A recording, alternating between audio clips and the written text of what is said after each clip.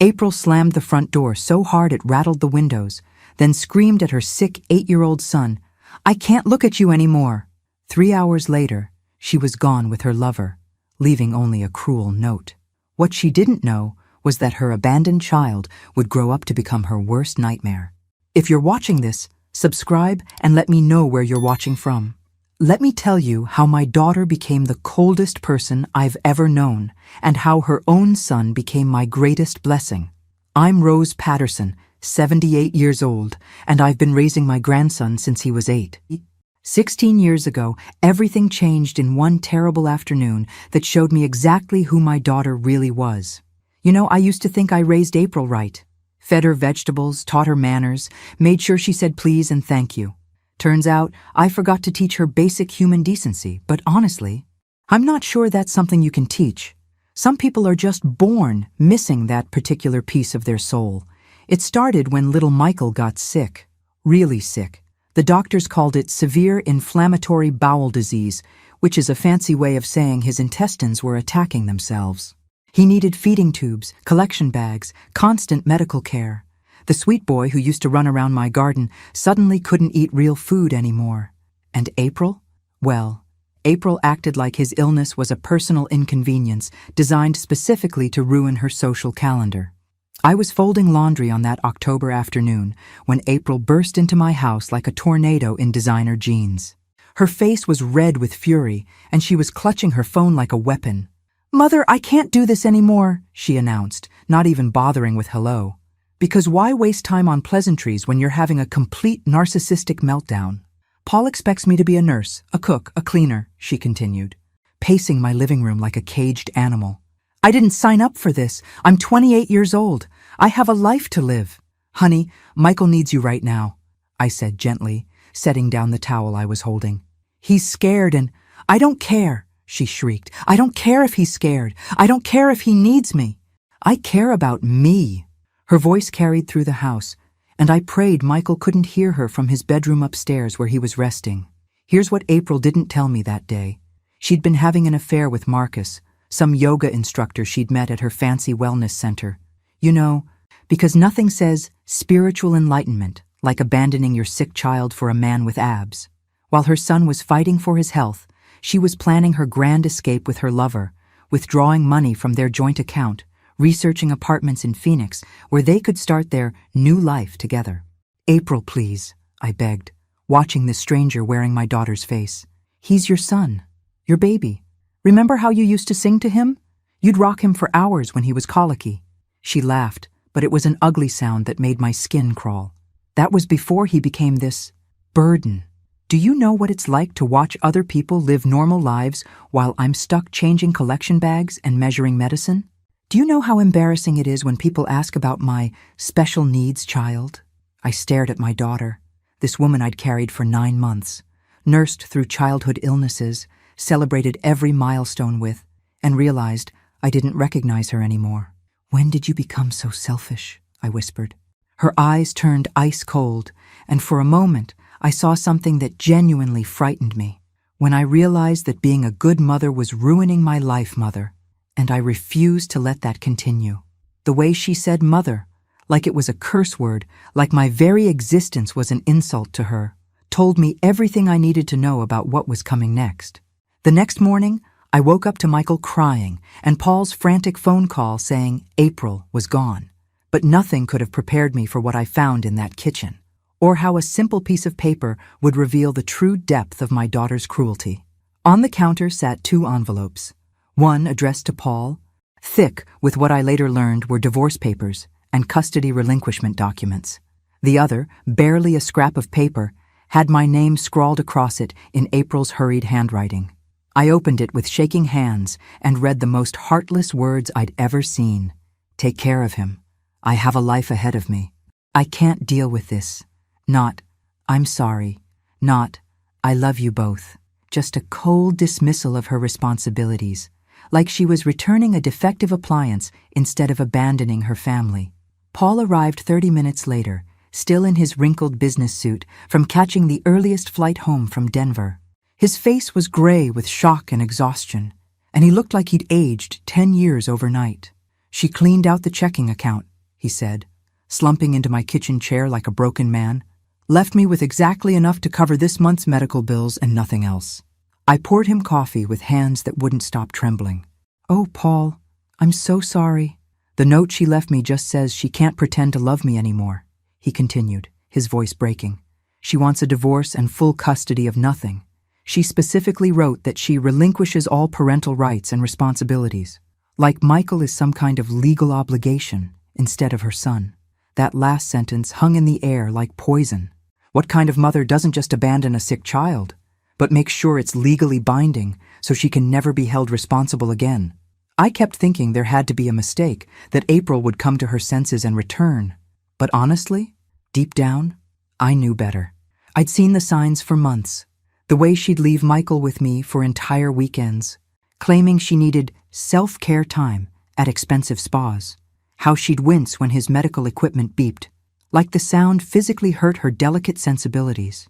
How she'd started referring to his condition as this thing that's ruining everything, instead of using his actual diagnosis. The way she'd grown increasingly angry whenever Michael needed help with basic tasks, as if his medical needs were somehow a personal attack on her lifestyle. I can't take care of him alone, Paul admitted, and I could see the guilt eating him alive. My job requires constant travel. I'm gone 3 weeks out of every month. He needs someone who can be there, who understands his medical routine, who can handle emergencies. Rose, could you consider taking legal guardianship? I'll keep paying for everything. His medical care, his expenses, his education, everything. I just need someone who can actually be present. I looked toward the stairs where Michael was sleeping. This brave little boy who never complained, even when he was in pain, who still tried to make jokes when the doctors had to adjust his feeding tube, who apologized for being too much trouble when he needed help with his medical equipment. Of course, I said without hesitation. He's my grandson. He'll always have a home with me. Always. What I didn't say was that April's abandonment had broken something fundamental inside me too. For 38 years, I'd believed I'd raised a caring, loving daughter who would move heaven and earth for her child. Now I realized I'd been living with a beautifully packaged sociopath who saw motherhood as an inconvenience rather than a privilege. But looking at that brave little boy upstairs, I knew April had made the biggest mistake of her life. She'd thrown away pure gold for fool's gold, and she was too selfish to even realize it. 6 months after April disappeared, Michael asked me the question I'd been dreading while sitting at my kitchen table, carefully managing his feeding tube. Grandma Rose, why doesn't Mommy love me anymore? The morning sun caught his dark hair, so much like April's when she was little, and I felt my heart shatter into a million pieces all over again. This 9-year-old boy was handling his medical routine with more maturity than his 28-year-old mother had ever shown. Oh, sweetheart, I said, sitting down beside him and choosing honesty over comfortable lies. Sometimes grown-ups make very bad choices that have nothing to do with how wonderful you are. Your mother left because she couldn't handle being responsible for someone else's needs. That's not about you being sick. That's about her being broken inside in ways that can't be fixed. Here's what I didn't tell him. April had called me exactly once since leaving, 3 months earlier, demanding I ship her clothes and jewelry to an address in Phoenix. When I'd asked about Michael, she'd actually said, "How is what?" When I clarified, "Your son," she'd paused like she was trying to remember who I was talking about, then said, "Oh, right, he's fine, I assume. You're taking care of it. It. Not him, it." But if I wasn't sick, would she have stayed? His 9-year-old eyes were too wise, too knowing for a child who should have been worrying about homework and playground games instead of wondering why his mother found him so disposable. I thought about lying, about giving him some gentle fiction about how Mommy still loved him, but just couldn't handle his medical needs. But Michael deserved better than pretty lies. Michael, honey, your sickness didn't make your mother leave. Her selfishness did. If it hadn't been your illness, it would have been something else. You needing help with homework, wanting to play sports, asking for bedtime stories. Some people just aren't built to put anyone else's needs before their own wants. Does Daddy miss her? He asked, and I could see him processing this information with heartbreaking maturity. Paul had been incredible through everything, visiting every other weekend when he wasn't traveling, taking Michael to all his medical appointments, making sure I had everything I needed.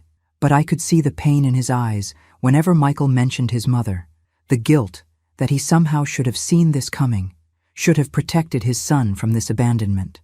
"Your daddy loves you more than anything in this world," I said firmly. "And so do I. Sometimes families look different than we expected, but the love is just as strong. Sometimes the love is actually stronger because it's chosen, not just automatic." That afternoon, while Michael napped, I made a decision that felt both necessary and liberating. I walked to my bedroom closet and pulled down all the photo albums. Carefully, methodically, I removed every single picture of April. Not because I wanted to erase her memory, that would be impossible, but because I couldn't stand looking at her face anymore, knowing what I now knew about her character. I was replacing family photos on the mantle, putting up more pictures of Michael and Paul. When Michael appeared in the doorway, dragging his favorite blanket and watching me with those two perceptive eyes, "Grandma, are you throwing Mommy away too?" The question hit me like a physical blow, so innocent and yet so devastatingly accurate. "No, baby, I'm just putting away things that hurt to look at right now. Sometimes we need to focus on the people who choose to stay instead of the people who choose to leave." He nodded solemnly, understanding more than a 9-year-old should ever have to understand. "It's okay, Grandma Rose. She threw us away first. But we're better than she is, aren't we?" Looking at this remarkable little boy, so wise and resilient, despite everything he'd been through, I realized he was absolutely right. We were better. And more importantly, we were better together. 2 years passed, and Michael was thriving under my care like a flower finally getting proper sunlight. His health had stabilized with consistent medical attention, and he'd grown into a confident, wickedly funny boy who filled my house with laughter. Then my husband Frank had his heart attack, and I discovered just how completely April had erased us from her conscience. I was in the hospital waiting room, exhausted from a 16-hour vigil when my phone rang. April's name appeared on the screen, and for one foolish moment, my heart jumped. Maybe she'd heard about Frank. Maybe she was finally ready to be human again, to show some concern for the man who'd helped raise her since she was 12. "Hello, April." "Mother." Her voice was flat, emotionless, like she was reading from a script. "I heard about Frank. Yes, he's in surgery now. The doctors say the next few hours are critical, but is he going to die?" The coldness in her question made me physically flinch. No concern, no sympathy, just clinical curiosity like she was asking about the weather forecast. "April, he's your stepfather. He raised you, walked you down the aisle at your wedding, helped you move into your first apartment. Is he going to die or not?"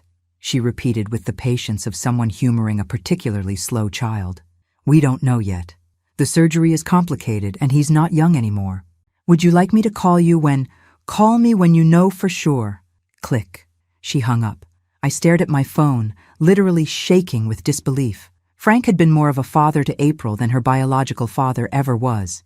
He'd taught her to drive, paid for her college education when her real father stopped sending child support, been there for every milestone. And this was her response to his possible death, the emotional equivalent of checking a box on a to-do list. Frank survived the surgery, but died 3 days later from complications. I called April to tell her about the funeral arrangements, hoping against hope that she'd show some spark of humanity. She listened in complete silence, then said, "I can't make it. I have plans that weekend." Plans. Her stepfather was dead, and she had unmovable plans. "April, please. I need you here. I don't want to bury him alone." "You're not alone. You have the kid." Again with calling Michael the kid, like he was some stray animal we'd randomly picked up instead of her own son. Frank's funeral was beautiful and heartbreaking. Michael, now 11 and tall for his age, stood beside me in his black suit that Paul had overnighted from Dallas, holding my hand as we said goodbye to the man who'd been like a grandfather to him. Paul flew in from Seattle to be there, because that's what family does. They show up when it matters. My neighbors came, my church friends, even Michael's doctors and nurses who'd grown to love this special boy. The funeral director said he'd rarely seen such a gathering for someone's memorial service. But not April. The daughter Frank had raised and loved was too busy with her plans to say goodbye to the man who'd been there for every important moment of her life until she decided to disappear. After everyone left, Michael and I sat in Frank's study, surrounded by 40 years of memories and the weight of our new reality. "Grandma Rose," he said softly, "when I grow up, I'm going to take care of you the way you took care of me. I'm going to be the kind of person who shows up." "Oh, sweetheart, you don't need to worry about that." "Yes, I do," he said with surprising firmness. "Mommy didn't take care of anybody. She just took. But I'm not like her, am I?" Looking at this remarkable boy, I realized he was absolutely right. He wasn't anything like April at all, and thank God for that. Frank's death left me with the house, a modest life insurance policy, and the full responsibility of raising Michael alone. What I didn't expect was how much stronger it would make both of us, or how it would reveal Michael's true character in ways that amazed me daily. Michael threw himself into his studies with fierce determination that reminded me of a warrior preparing for battle. Despite his ongoing medical challenges, he excelled in everything he touched, particularly in debate and mock trial, where his sharp mind and natural sense of justice shone like a beacon. "I want to be a lawyer," he announced one evening when he was 14, sitting on our front porch and watching the sunset with the kind of peaceful confidence that comes from knowing exactly who you are. Like the ones who help families when people try to hurt them financially or emotionally. By this time, Michael's health had improved dramatically with proper medical management and the stability of a loving home. He still needed special care and monitoring, but he could live a relatively normal life, something that might not have been possible if he'd been shuffled through the foster system after April's abandonment. "That's a wonderful goal," I said, watching this remarkable young man who'd grown tall and serious beyond his years. "You'd make an excellent lawyer. You've got the mind for it, and more importantly, you've got the heart." "I want to help kids whose parents abandon them," he continued with the kind of quiet determination that gives me chills. "And elderly people whose families try to steal from them. People who can't fight back by themselves because they're too young, too old, or too sick to protect themselves from the people who are supposed to love them." You know what's funny? While April was off living her authentic life in Arizona with Marcus, yes, I'd hired a private investigator to make sure she was really gone and not planning some dramatic return. Michael was becoming the kind of person who fought for justice and protected the vulnerable. The irony wasn't lost on me. "Grandma Rose, do you ever wonder if she thinks about me?" It was the first time he'd asked about April in over a year, and I could see he'd been working up the courage to voice this question that had probably been gnawing at him. I considered giving him some comforting lie about how she surely missed him, how she probably thought about him every day, but was just too proud to admit her mistake. But Michael had always deserved honesty from me, and I wasn't going to start lying to him now. "I think your mother thinks about herself, sweetie. All day, every day. Some people are just built that way. They can't see past their own wants and needs long enough to consider anyone else's feelings or welfare. It's not a character flaw they chose. It's more like being born colorblind. Except, instead of not seeing colors, they can't see other people as real human beings deserving of love and consideration." "Good," he said with a finality that surprised me, "because I don't think about her anymore either. You're my family. You and Dad, Paul. She's just nobody. Less than nobody. Actually, because at least most strangers wouldn't deliberately hurt a kid." The dismissal in his voice was so complete, so absolute, that I knew he meant every word. April had lost her son entirely through her own choices, and he'd moved on completely. She was dead to him in every way that mattered. That night, lying in bed, I thought about the profound justice of it all. April had abandoned Michael to chase her own happiness, but in doing so, she'd lost the most precious thing anyone could ever have, the unconditional love of an extraordinary child who would have moved mountains for her if she'd just stayed and tried. Michael graduated valedictorian of his high school class and earned a full scholarship to law school at Georgetown.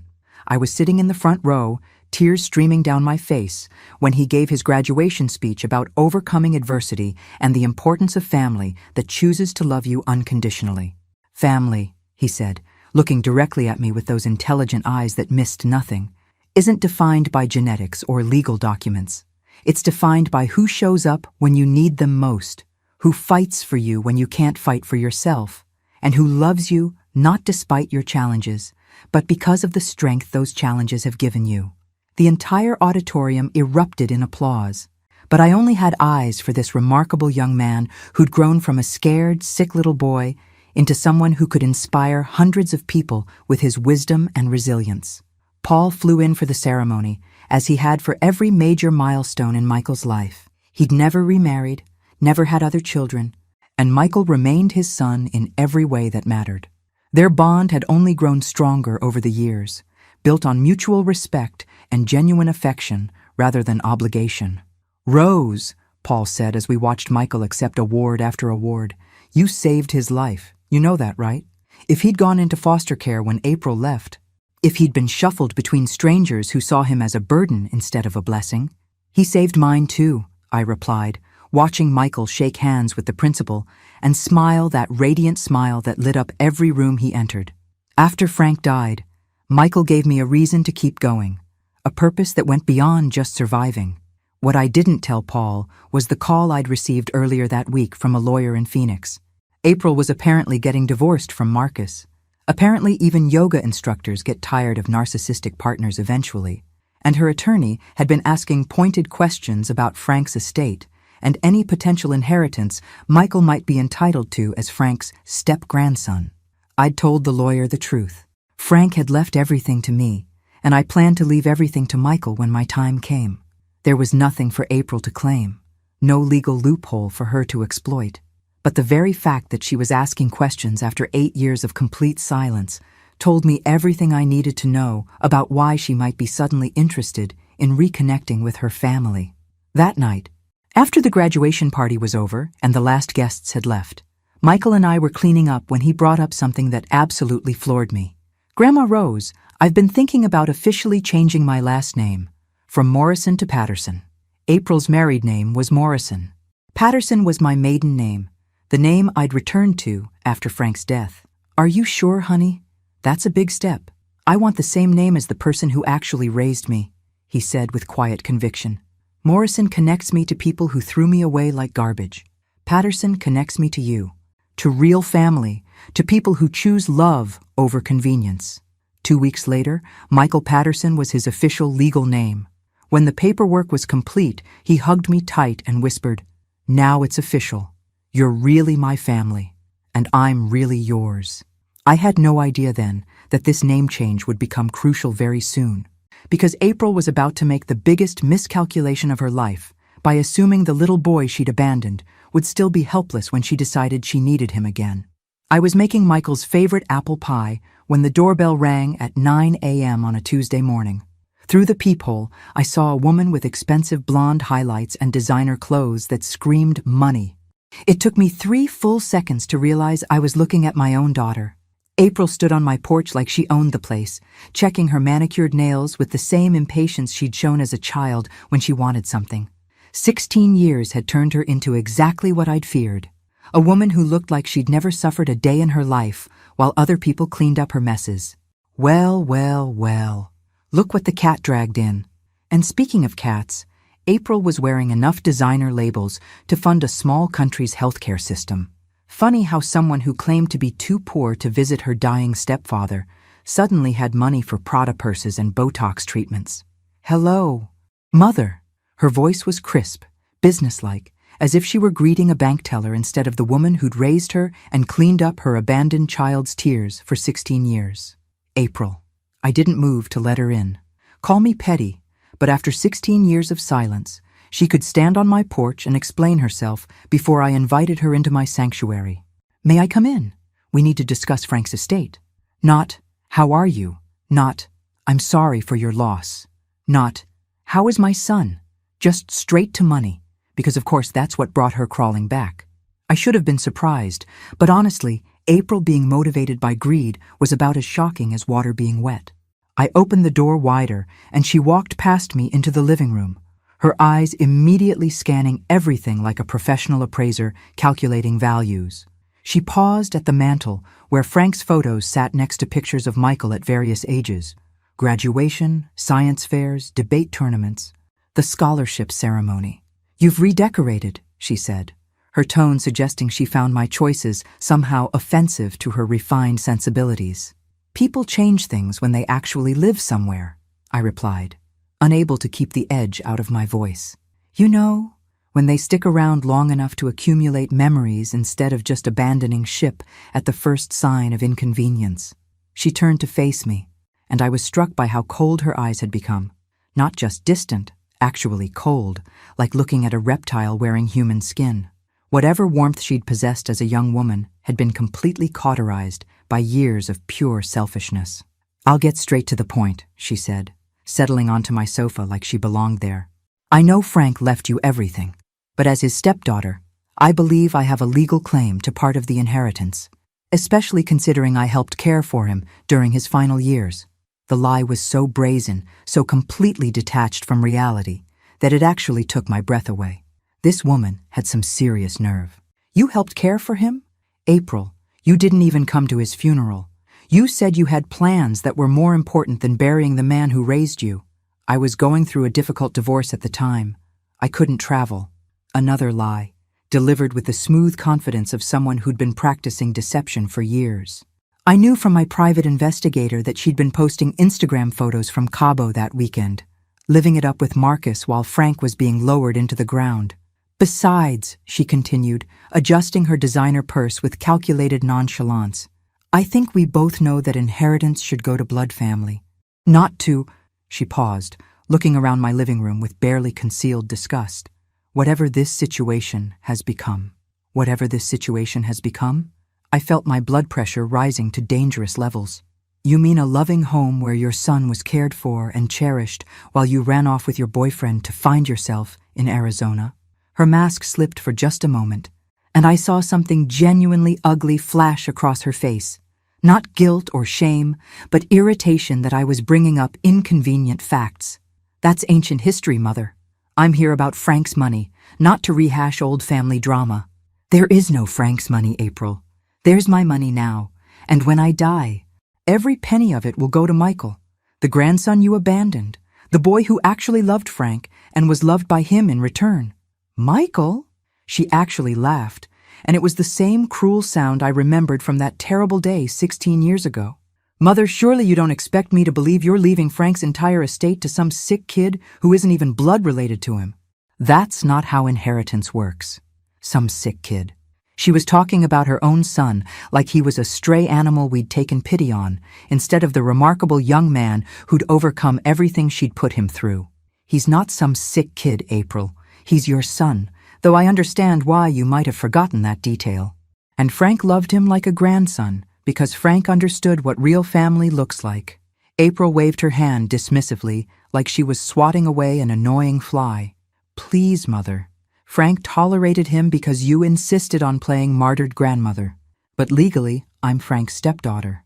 I have legitimate inheritance rights that supersede whatever sentimental nonsense you've convinced yourself matters."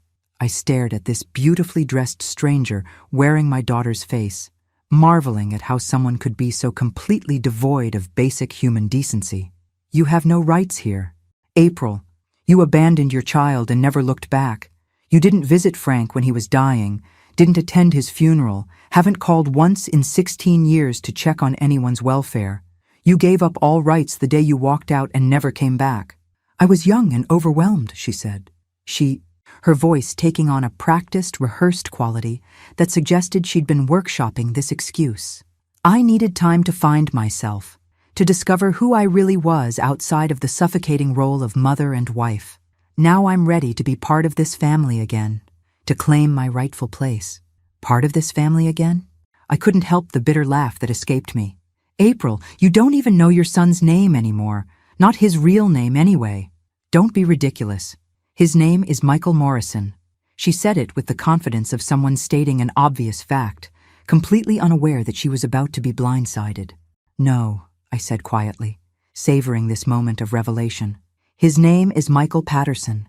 He legally changed it 3 years ago because he wanted to share my name instead of yours. He said he wanted the same name as the person who actually raised him, who actually loved him unconditionally." For the first time since she'd arrived, April looked genuinely surprised. Not hurt. That would require her to care about something other than herself, but surprised, like she'd just learned that a piece of furniture had rearranged itself. He changed his name? There was something almost offended in her voice, as if Michael had committed some sort of personal slight against her by rejecting her identity.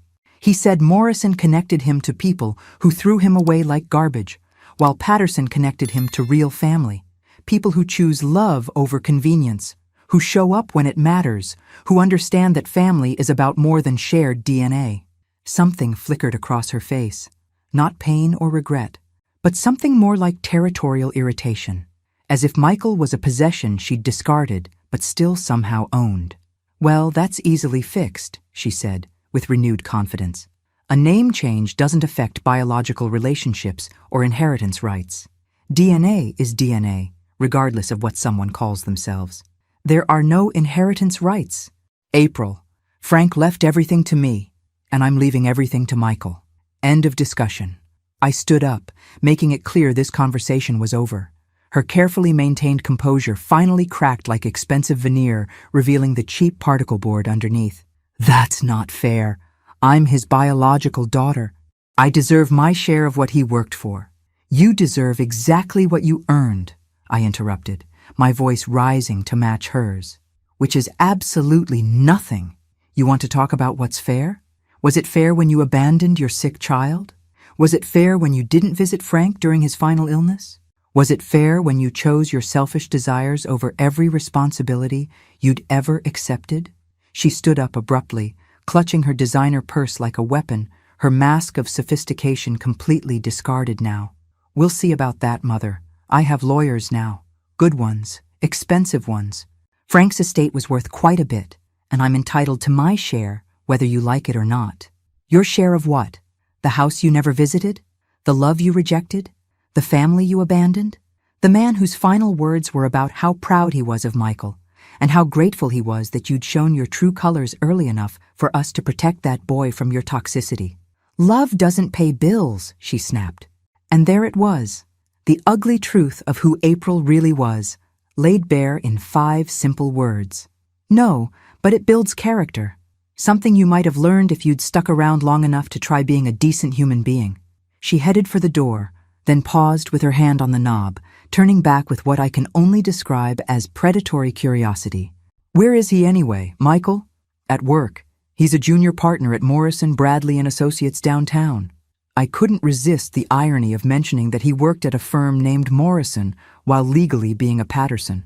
Her perfectly sculpted eyebrows shot up like exclamation points. "A lawyer? The sick kid became a lawyer?" "Yes, and he specializes in family law and elder abuse cases. He's very, very good at protecting vulnerable people from family members who try to take advantage of them." I let that sink in for a moment. He's particularly ruthless when dealing with parents who abandon their children and then try to profit from that abandonment years later. The irony wasn't lost on either of us, and I could see her mental wheels turning, probably calculating whether her lawyer was better than mine. What she didn't know was that she was about to go up against her own son in court, and Michael Patterson was nobody's victim anymore. April left that day, but I knew she'd be back with reinforcements. What I didn't expect was for Michael to come home early from work with a grim expression and a thick manila folder that screamed, "Serious legal trouble ahead." "Grandma Rose," he said, sitting down at the kitchen table where we'd shared so many important conversations over the years. "I need to tell you something. Someone's been investigating you. Our family, Frank's estate, professional investigators, not just casual curiosity." My heart sank like a stone. "April hired investigators to build a case against us."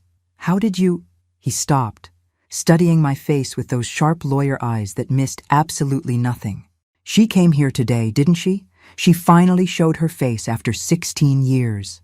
I told him everything, her demands, her lies about caring for Frank, her casual dismissal of him as some sick kid, her threats about expensive lawyers and inheritance rights." Michael listened in complete silence, his jaw tightening with each detail until he looked like he was carved from granite. "She called me some sick kid," I finished. "She doesn't even remember that you're her son. Or if she does, she just doesn't care. You're just an obstacle between her and money she thinks she deserves." Michael was quiet for a long moment, staring at the folder in his hands with an expression I'd never seen before. Cold, calculating, and absolutely ruthless. When he finally looked up, His eyes held the kind of controlled fury that makes smart people very, very careful. Actually, Grandma Rose, she does remember exactly who I am. That's what makes this situation so interesting. His smile was predatory, the kind that opposing counsel learned to fear in courtrooms. He opened the folder and spread several documents across the table like he was laying out evidence for a jury. Legal papers, financial records, correspondence, investigative reports. My firm handles a lot of inheritance disputes, he explained with professional calm. When someone started digging into our family's financial situation, it raised red flags with our security protocols. So I did some digging of my own, and what I found is absolutely fascinating. What did you discover? April's been planning this assault for months. She hired a private investigator 6 months ago, right after her divorce from Marcus was finalized, and she realized she was going to need money. She's been researching Frank's assets, your financial situation, my career prospects, even my medical history to see if she could use my childhood illness as leverage. I felt physically sick. She's been watching us like prey. More than that, she's been building an elaborate case based on complete fabrications. Look at this. He pointed to a document that made my blood run cold. She's claiming that she maintained regular contact with the family throughout the years, that she contributed financially to my care and education, that she was Frank's primary caregiver during his final illness. But that's all lies. Complete fiction. I know, and I can prove every single lie with documentation. But here's the really interesting part. His expression turned absolutely savage. She made a crucial mistake. She has no idea about the trust. What trust? Michael's smile turned triumphant. The irrevocable trust that Frank established 3 years before he died. The one that protects all his assets from exactly this kind of inheritance challenge. The one that makes me the sole beneficiary with you as the lifetime trustee. I stared at him in complete shock. I don't understand. What trust? Frank was much smarter than we gave him credit for. Grandma Rose. He knew that April might come back someday looking for money. He'd seen her true character, and he wanted to make sure that if anything happened to you, I would be protected from her greed. So he restructured his entire estate to make it legally impossible for her to touch any of it. But why didn't you tell me about this? Because Frank asked me not to until it became necessary. He said you had enough to worry about without thinking about legal complications that might never matter. He wanted you to enjoy your life without looking over your shoulder, waiting for April to show up with her hand out. Tears welled up in my eyes. Even in death, Frank was still protecting us from April's toxicity. There's more, Michael continued, his expression darkening. Her lawyer sent a formal demand letter this afternoon. They're threatening to sue for wrongful denial of inheritance rights and elder abuse through financial manipulation. Can they do that? Can they actually claim I'm abusing you by leaving you Frank's money? Michael's smile turned absolutely lethal. They can try, but I'm going to destroy them so completely in court that other gold-digging relatives will use their case as a cautionary tale. April's about to learn exactly who she abandoned 16 years ago, and it's going to be the most expensive education of her life. The knock came at 7 a.m. sharp 3 weeks later, aggressive and insistent like someone demanding entrance rather than requesting it. I knew before I opened the door that it would be April, but this time she wasn't alone. A thin man in an expensive suit stood beside her, holding a briefcase like armor and wearing the kind of predatory smile that screams, "Personal injury lawyer." "Mrs. Patterson," the man said smoothly, his voice oozing false sincerity. "I'm James Brennan, Mrs. Morrison's attorney. We're here to discuss a reasonable settlement regarding the estate of Franklin Patterson that would avoid the unpleasantness of litigation." "There's nothing to discuss," I said, but my voice shook slightly because lawyers always made me nervous, even when I knew I was in the right. "Mother, please," April said, her tone artificially sweet like poisoned honey. "We're family. Surely we can work this out without involving the courts and making this ugly for everyone involved." That's when Michael appeared behind me, still in his running clothes, but somehow managing to look more intimidating than both of them combined, despite the sweat and casual attire. There's something about a confident man who knows exactly who he is and what he's capable of that makes smart people very careful about their next words. "Actually," Michael said, his voice carrying the kind of quiet authority that comes from years of winning in courtrooms, I think the courts would be extremely interested in this case, particularly the fraudulent documentation and the attempted exploitation of elderly persons. April's face went completely white. For 16 years, her son had existed in her mind as a sick little boy she could ignore and dismiss. Now she was face to face with a tall, confident man who radiated the kind of controlled power that comes from fighting injustice professionally and winning. "Michael," she whispered, and I could hear genuine shock in her voice. She'd been expecting to intimidate a frail old woman and her disabled grandson. Instead, she was facing someone who specialized in destroying people exactly like her. "Hello, April." Not mom, not mother, just her first name, spoken with the same tone he'd used for a opposing counsel he was about to demolish. "Though I suppose I should say hello, Mrs. Morrison, since we're apparently being formal today."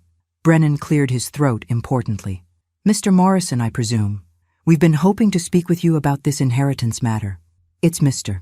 Patterson," Michael corrected with ice-cold precision. "I legally changed my name years ago to distance myself from people who abandoned me. But you already knew that, didn't you, Mr. Brennan? Just like you knew about the irrevocable trust that makes your entire lawsuit not just pointless, but potentially sanctionable." April's mouth fell open. "Trust fund? What trust fund?" "The irrevocable trust that Franklin Patterson established 3 years before his death," Michael continued, his voice taking on the lecturing tone he used when explaining legal concepts to particularly slow opposing counsel. "The one that places all estate assets beyond the reach of inheritance challenges. The one that names me as the sole beneficiary with Rose Patterson as lifetime trustee. The one that your thorough investigation somehow missed." Brennan's confident expression cracked like cheap veneer. "That trust was never properly disclosed during the probate process." "During what probate process?" Michael interrupted with devastating calm. "During the 16 years my client was completely absent from this family? During the zero contact she maintained with the deceased? During the funeral she didn't attend because she had more important plans? Your client?" April looked confused and increasingly panicked. "Yes, I'm representing Mrs. Rose Patterson in this matter. Pro bono, of course, since she's family. Real family. The family that stayed, that cared, that actually earned the love and respect she's trying to steal through fraudulent legal action." "You can't represent her," Brennan protested, finally showing some genuine alarm. "There's a clear conflict of interest." "Actually, there isn't. Mrs. Patterson and I have completely aligned interests, protecting Frank's legacy from parasitic relatives who view family relationships as financial opportunities. But please, continue with your lawsuit. I'm looking forward to deposing Mrs. Morrison about her alleged care for the deceased." April finally found her voice, though it came out as more of a croak. "You can't do this. I'm his biological daughter. Blood matters more than legal documents."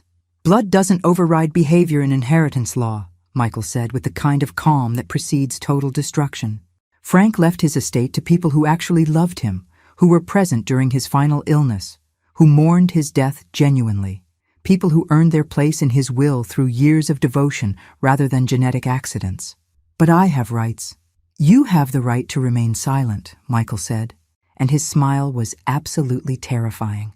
"Because everything you say can and will be used against you in the countersuit I'm filing for elder abuse, fraud, and intentional infliction of emotional distress." April looked like she was going to cry, but not from sadness. From pure rage that her carefully planned con was falling apart. "This isn't over," she said, but her voice lacked conviction now. Michael stepped forward, and suddenly he didn't look anything like the sick little boy she'd abandoned. He looked like exactly what he was, a successful attorney who specialized in protecting vulnerable people from family members who prey on them. "You're absolutely right," he said quietly. "It's not over. Because I'm going to make sure everyone knows exactly what kind of person you are, starting with the state bar, which takes a very dim view of attorneys who help clients commit fraud." 6 months later, I was reading the final court decision when Michael came home with champagne and the biggest smile I'd seen since his law school graduation. The judge hadn't just dismissed April's case. He'd eviscerated it so thoroughly that legal scholars were already citing it as precedent. "It's over," Michael announced, setting the champagne on the kitchen table with the satisfaction of someone who just won the legal equivalent of the Super Bowl. April's case was dismissed with prejudice. The judge called it frivolous and without merit and ordered her to pay our legal fees plus damages for attempted fraud. I set down the court papers, feeling a weight lift from my shoulders that I hadn't even realized I'd been carrying. So it's really finished? She can't try again? Better than finished. The judge's ruling sets legal precedent about inheritance abandonment. April's case is now cited law that protects families from gold-digging relatives who try to use the courts to harass people they abandoned. Her greed literally made it harder for other parasites to pull the same scam. We sat on the front porch, where we'd shared so many important conversations over the years, watching the sunset paint the sky in brilliant oranges and pinks. Michael was 34 now, successful and confident, with a serious girlfriend named Sarah, who treated me like a beloved grandmother and understood exactly how special our family bond was. "Do you think she'll try again?" I asked, though I suspected I already knew the answer. "No, she's done, finished." Brennan dropped her after the judge's ruling, and word travels fast in legal circles. No reputable attorney will touch a case like hers now. Plus, she owes us $47,000 in legal fees and damages. Her little adventure in greed cost her more money than she could have inherited even if she'd won. I thought about April, probably back in Phoenix, trying to figure out her next move now that her grand plan had exploded in her face. Part of me, a very small part, almost felt sorry for her. She'd gambled everything on her ability to manipulate and charm her way into money she'd never earned. And she'd lost spectacularly against the very son she'd discarded. "Grandma Rose," Michael said softly, "I want you to know something important. April leaving was the best thing that ever happened to me." "Oh, sweetheart." "No, I mean it completely. If she'd stayed, I would have grown up thinking that love was conditional, that people only care about you when you're convenient and healthy and easy to manage. Instead, I got to grow up with you, learning that real love means showing up every single day, especially when it's hard." Tears stung my eyes. "You saved me too, you know. After Frank died, you gave me a reason to keep fighting, a purpose that went beyond just surviving each day." "We saved each other," he said, reaching over to squeeze my hand with the same gentle strength he'd shown since he was 8 years old. "And now April knows exactly what she threw away. A son who would have loved her unconditionally, and a mother who would have supported her through anything. She chose to walk away from all of that, all. And now she has to live with the consequences forever." 2 weeks later, my phone rang. April's name appeared on the screen, and for a moment I considered not answering, but curiosity won. "Mother, Her voice was quiet, smaller than I'd heard it in years. "I wanted to apologize." "For what?" "Specifically?" I asked, because after everything she'd put us through, vague apologies weren't going to cut it. There was a long pause, and I could almost hear her struggling to find words that might undo 16 years of damage. "For everything. For leaving Michael when he needed me. For not being there when Frank died. For trying to steal money I didn't deserve. For being the kind of person who could abandon her own child." "Apology noted," I said calmly. I didn't forgive her. Some things can't be forgiven, only acknowledged. But I could recognize her words without absolving her actions. Could I maybe visit sometime? Just to see how you're doing? To try to make amends? I looked across the living room where Michael was helping me hang new curtains, laughing at something Sarah had said about my decorating choices. My real family, the family that chose to love each other every single day, through medical crises and legal battles, and all the ordinary difficulties that make life meaningful when you face them together. "No, April. I think it's better if you don't. Some bridges once burned can't be rebuilt, and some people, once they show you who they really are, don't get second chances to hurt the people you love." After I hung up, Michael raised an eyebrow. "April." "She wanted to visit, to make amends. And you said?" "I said no. You don't owe her forgiveness, and I don't owe her access to our lives. She made her choices 16 years ago, and we've all had to live with the consequences." Michael nodded approvingly. "Good. You don't owe her anything. Not forgiveness, not access, not another opportunity to hurt you or manipulate our family." That night, Lying in bed, I thought about the strange, perfect justice of it all. April's abandonment had broken my heart 16 years ago, but it had also given me the greatest gift of my life, the chance to raise an extraordinary young man who understood that real family isn't about blood relations or legal obligations. It's about who shows up, who stays, who loves you enough to fight for you when you can't fight for yourself. April had thrown away the most precious things in life for a man who eventually left her anyway, and now she was alone while I was surrounded by people who truly cherished me. In the end, her greed had cost her everything that actually mattered, while our love had given us everything worth having. And that, I thought with deep satisfaction, was exactly the ending this story deserved.